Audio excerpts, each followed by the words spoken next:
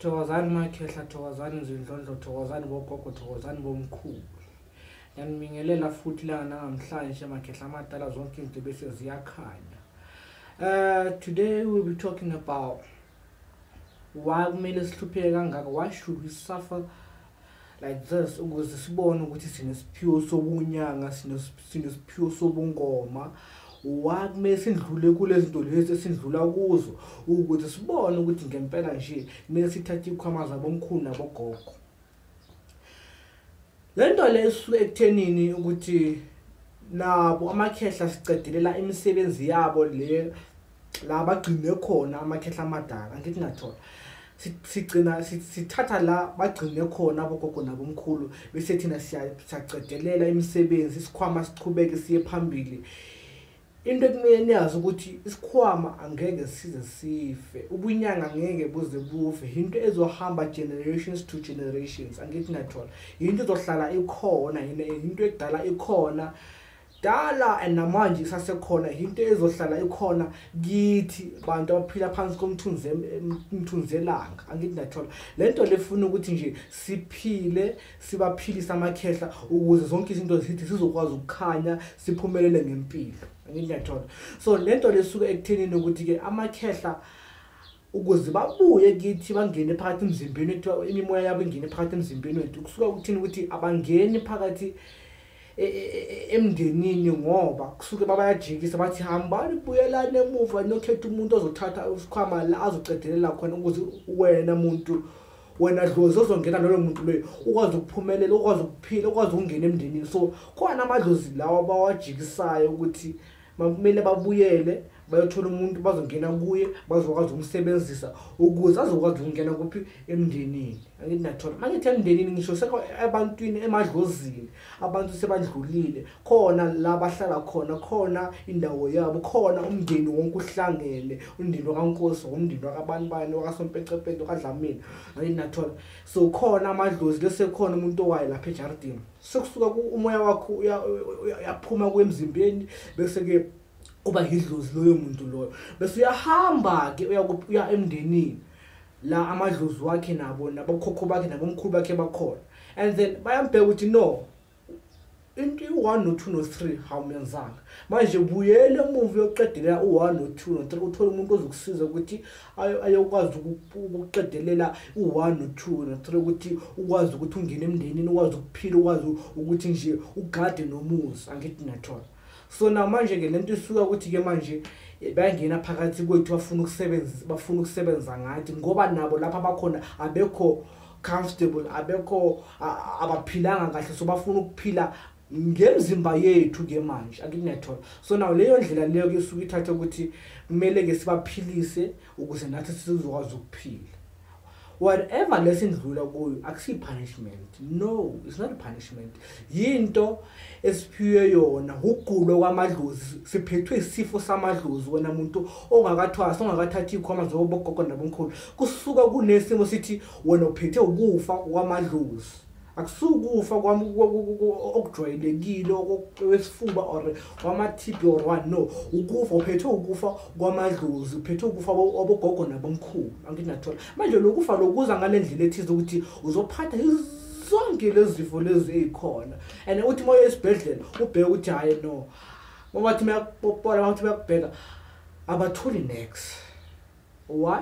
Lento lesuka kwenzakala ngokuthi ke amadlozi mafika lapha esibhedlela, mawufika wena muntu bayayifihla bona ukuthi kungabonakala ukuthi uphethwe yini ngoba bayabona basuke bakutshengisa ngaleso sikhathi leso ukuthi akusila uzolapheka khona, la kumele akusila uzothola amaphanelo wakho khona ukuze uphile and uthola amaphanelo right ukuthi lesifo lesisukuphethe kumele uthathe ubungoma, angithi athola. So that's why mawufika esibhedlela uthi mabathi bayakubheka ababoni next, bathi bayakubheka abathuli next, kodwa wena uzizwe ukuthi uyagula.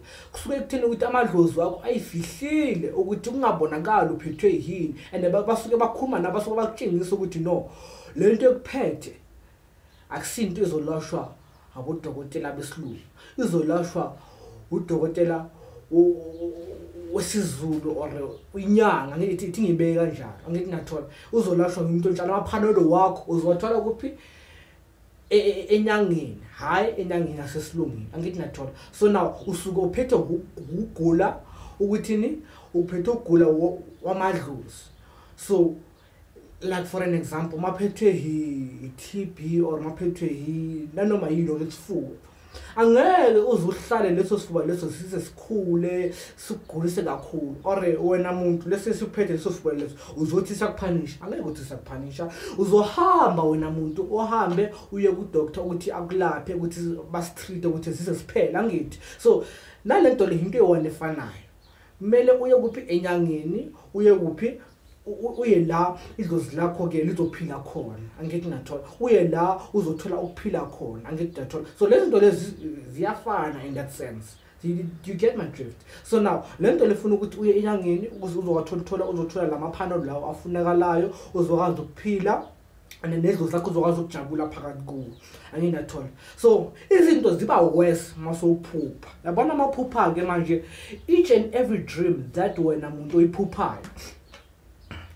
khona into ethatha kuwe, something khona into ebayithathayo kuwe amadlozi, awuphuphi nje mahala. Khona izinto ezosuka zenzakale after lelo phupha leyo angithi nathola. So amadlozi wakho bafuna ukuthi maqeda ukuphupha whatever le bakutshengisa yona, bafuna ukuthi kube nento ozoyenza. This is some sort of communication. Bafuna ukuthi ucommunicate nayo. Mabeza ngephupha when you must respond by doing something, or else if you don't do that, something is gonna happen to you. Something's gonna happen to you ukuthi ke bakutshengisa ukuthi no wena awuzwa. Sifuna ukuthi usilalele, sifuna ukuthi masikhuluma nawe uzirespond. Amaphupho aza ngaleyo ndlela leyo wena muntu ophethe idlozi aza ngokuthi ke mawuphupha into bafuna ukuthi urespond ngaleso sikhathi leso maqeda ukuvuka angithi athi bafuna ukuthi uresponde ngendlela yabo angithi nathola. Ingakho ke udinga iadvice yomuntu sekathwasile, ingakho uzodinga iadvice yokumuntu sekakhulile emoyeni angithi athi ukuthi azokwazi ukuthi ukutshengisa ukuthi manje ke kumele wenze kanje, kumele wenze kanje. Ha uhlale nje uzibuza ukuthi leli phupho lisho ukuthini, leli phupho lisho ukuthini. Each and every dream has a meaning. So now you have to respond to whatever that amadlozi wakho akutshela yona.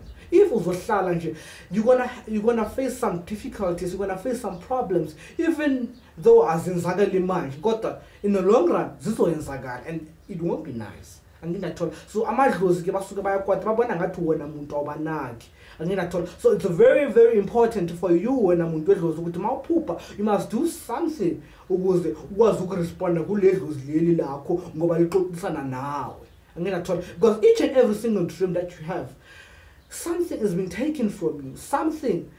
Awuphuphi nje ma ungajabula ukuthi nyaphupha amadlozi omsazile, no. Beza ngokukutshela ukuthi sifuna ukuthi wenze 1 no 2 no 3 immediately or in the long run or isikhathi masifika sihamba angithi nathola. So now it's very important for you ukuthi ke walandelele amaphupho akho ngoba akutshengisa indlela ekhanyayo. Each and every detail of your dream has a meaning angithi nathola. So bakhuluma nawe bakutshengisa ukuthi sifuna ukuthi uthathe ukuthi nokuthi uhlanganise nokuthi angithi nathola. That's why you need umuntu sekakhulile edlozini, that's why you need umuntu sekathwasile azokwazi ukutshengisa ukuthi amadlozi akho afuna u1 no 2 no 3 angithi nathola. So ke ningahlali nje nithi hayi ngiphuphile idlozi lami uzongitshengisa ukuthi manje kumele ngenzeni. No, masokwenzakala kanjalo ke idlozi lakho lizokutrapa ngeke ukuyeke angithi nathola. So nakufuneka ukuthi ke walalela amaphupho akho ungahlali nephupho uthi hayi ngizolindela inye lizongitshela ukuthi kumele ngenzeni angithi nathola. So ke idlozi nedlozi linendlela ukuthi kumele ukhulume nalo kanjani, linendlela ukuthi ufuna ukuthi ulezeleni. So amadlozi wethu awafani, angeke azafani. Ingakho ke kuzodingakala futhi nelihlo lomoya ukuthi likutshengise ukuthi kumele uthathe ukuthi nokuthi uwenze nokuthi angithi nathola. So now it's very important for you ukuthi you must listen and you must kumele nje walalela amaphupho akho and wanake. Do not neglect your dreams because they're very important to you. They play a huge role kuwe wena muntu angithi nathola. So now what I'm not trying to say here is mawuphethe idlozi, you are not being punished. Idlozi liyagula nawe uqobo lwakho uzogula, uzophatha yizonke lezi zifo lezi. And again amadlozi athanda mase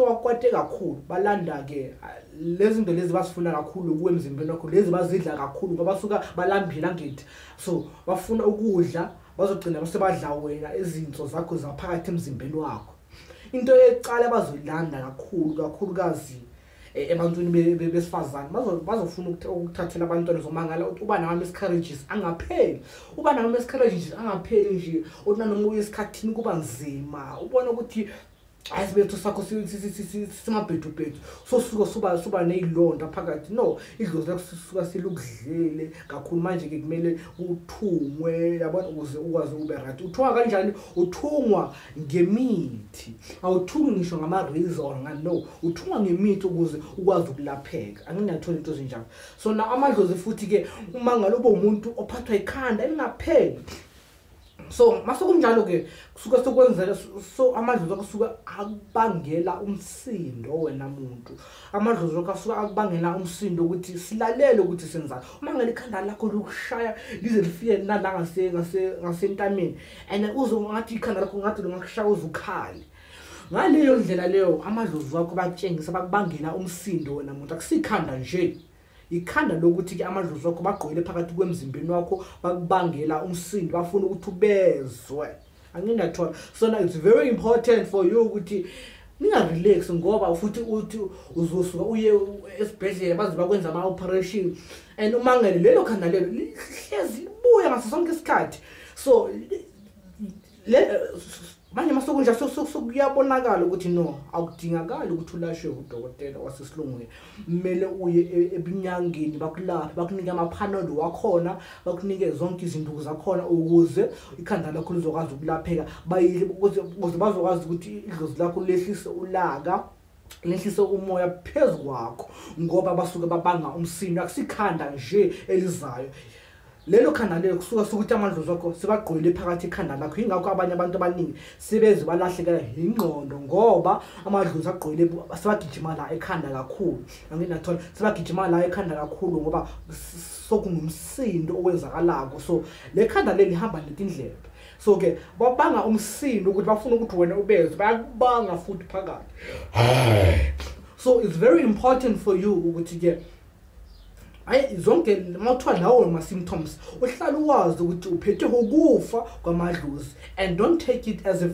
it's a punishment akusi punishment no ugulo kwamadlozi nje okukhona ofuna ukulashwa ofuna ukuthwaselwa uphile undlondlobale konke uzomangala futhi masoqeda ungena sephehlweni ubangale konke kwakho bese kuyakhanya ubangale ke awusaphatha amadolo awusaphathwa inyawo awusaphathwa ilutho nje uma ngeke sophike sisaka usimithi ke manje amaphanalo sewangenile idlozi sihleli kahle phakathi emzimbeni ngoba amadlozi basuka umoya walomuntu lo sekadlule emhlabeni so ufuna indawo yokuhlala phakathi emzimbeni ingakho ke uzothola lo yonke lokugula lokho okukhona kuwe uzohamba uthola uzothole bakwenze ngisho nama operation bakukhathi still ungabi noshintsho kusuke kuleyo mkhuba lo amadlozi ukuthi baphakathi kuwe bafuna indawo yokuhlala phakathi emzimbeni akusi punishment at all nginayithola so ke umangale ngithola ingozi zeimoto umangale uxabana nabantu umangale umndeni ungahlangananga umangale nje ngathi nje awuthandeki ebantwini usuka unesichitho samadlozi idlozi lakho lisebumnyameni liyagula lifuna na wena ukuthi ulilaphe ngoba nawe so self uzogula whatever idlozi lakho lelifilayo nawe self uzogula uzophatha yonke lento le ama sickness akhona uzowonda umangale ukuthi uphethwe inkatini uphethwe idlozi uphethwe ukufa kwamadlozi unesichitho samadlozi ukuze ungathandeki ebantwini ukuze ngisho phela na imisebenzi ukuze izinto zakho zistaka umangale uphethe imali kodwa imali yakho awukwazi ukuthi wenzani ngayiphela nje iphele nje ungazi ukuthi ithathwa yini so ke bakutshengisa ukuthi unesifo samadlozi isifo samadlozi siyokuthathela ngisho nanoma yini and bathanda amadlozi bathanda ukuthatha into oyithanda kakhulu yabona bathanda ukuthatha into oyithanda kakhulu wena muntu so ke bafuna ukuthi ke ubazwe mabenza kanjalo so now it's very important ukuthi walalela amadlozi uwenze konke lokhu bakuthuma ukuthi ukwenze and ungarelax nje listen to your dreams. Anake amaphupho wakho ngoba akukhuluma izinto and uthola iadvice kumuntu sekakhulile edlozini ukuthi akushingise ukuthi no, thatha ukuthi ukwenze kanje. Yabona? Amadlozi basebenza ngesikhathi. Amadlozi basebenza ngomoya. Amadlozi babakutshela iphupho lakho elokuqala lelo zophupha, or whatever dream that you want to have. Lelo phupho lelo bamkhona into bayiminayo abayisusayo ku, so which means ke isikhathi sakho siyahamba masukwenza kanjalo. So amadlozi akho mabaloka beza ngamaphupho kanjalo khona into bayithatha kuyo kanjalo ngithathola, and kuze kufike le stage leso ungasaphinde ubone next. Uma ngani ukuthi hey ngisaphupha ngisenze nje mase kunjalo ke amadlozi akho asebomnyameni kakhulu manje ngaleso sikhathi leso sebahlehlela nyovana babona ngathi abanaki sebahlehlela nyovana basezi ngamaphupho basezi kanlutho nawo mangalo ukuthi awasaboni next. Bathi ngaleyo ndlela leyo ke manje bathi basebomnyameni bagula kakhulu bafuna ukuthi wena umuntu babuyise kahle bageze ngoba mababuya la futhi abahambanga safuthi bazobuya and mabubuya la bazobuya sabhodla umlilo kuwe ke izinto zakho seziyashintsha seziba mabhidubhidu. So ke umuntu amadlozi uma ngalo ukuthi awusaphupha asayenze next, bathi ke ungamangani masekunjalo ke ngoba amadlozi akho mawabuya la wazobuya sibabhodla umlilo sibakwati kakhulu ngoba baqabanga ukuthi wena usuke ungabanakile. So ke makhehla into lento ngizama ukusho ukuthi vukani lapha khona ningahlali nje. Yabona amadlozi wakho afuna ukuthi wanake, amadlozi wakho afuna ukuthi uwaphakele, amadlozi wakho afuna ukuthi uwaphilise. So it's very important for you guys ukuthi nilandelele izinto zenu zamadlozi, niwayezwe amadlozini nizokwazi ukuphila, and lento is not complicated as it seems. Thina abantu kithi siyenze ukuthi ibe complicated. So ke makhehla asenze izinto ziright, silalele namadlozi. We are not being punished. Amadlozi wethu asuka nje agula, nawe usuka usegulweni kwamadlozi uphethe ukufa kwamadlozi nesichitho samadlozi esifuna ukulashwa. Finish nje la silashwa kanjani ngokukhula, ngokuthwasa, ngokulashwa nje like nje ukuphakamisa ikhwama zabo. Sengikhulumela ekuthenini wena umuntu ophethe amadlozi afuna ukuthwaselwa, afuna ukuphakanyiswa, and then uyalapheka nje kanjalo uthola amaphaneli wakhona bese uba right. So makhehla amadala vula namehlo ningarelax, nilandelele izinto zenu zamadlozi nizokwazi ukuphila, so that nani izinto zenu zizokwazi ukuthi nivuleke, niqonde, nibe right. Ngithi ke makhehla amadala, subscribe and let's communicate. Don't be afraid to ask. Feel free. This is the platform for us to communicate, sibonisane, sifundisane.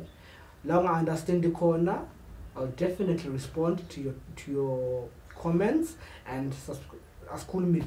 Ngithambeni kuhle ke makhehla. Dedu nyama vele ukhanya ningahlupheki, niphile. Ningahlutshwa idlozi budedengu. Ningabi ignorant. Vulana amehlo nezinto zenu nizokwazi ukuphila nendlondlobale. Take note. Awubakuphanishi. Uphethwe yini? Uphethwe ukufa kwamadlozi. Uphethwe isichitho samadlozi. Vukani ke makhehla nendlondlobaleni, gedubu umnyama kuvela ukhanya, ngithi akubeni kuhle ndawo.